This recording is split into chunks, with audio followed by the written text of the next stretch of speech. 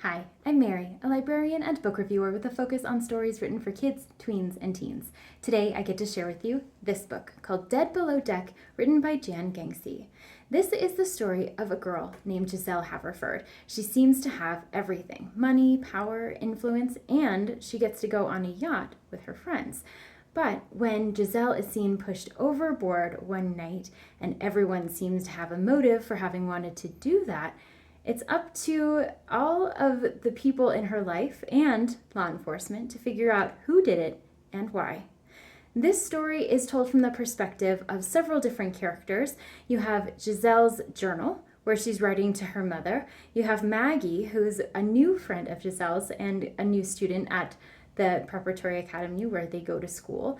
And you have messages that are sent from an unknown source, as well as some police interrogations and newspaper articles.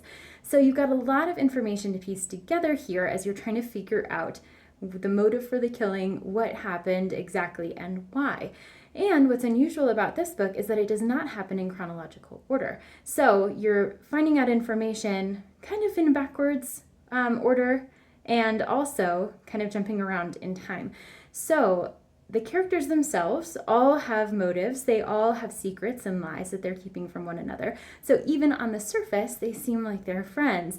They're not always as honest as they seem. And not only are they not honest with one another, but they're also not honest with the reader. So you've got unreliable narrators. You have a lot of information here that you're piecing together, and it really isn't until the final pages that everything kind of comes together. So readers have to pay close attention to what's happening, trying to figure out exactly what is real and what is not as the story is going on, and the characters are all really flawed, which adds to the complexity of the narrative. So this is written for a mature young adult audience.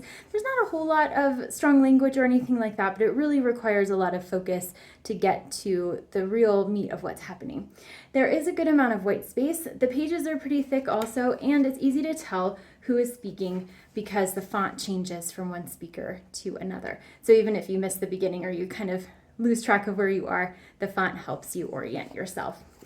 So Dead Below Deck is really unique storytelling, has complex characters, unreliable narrators, and an unusual and unique approach to the storytelling itself.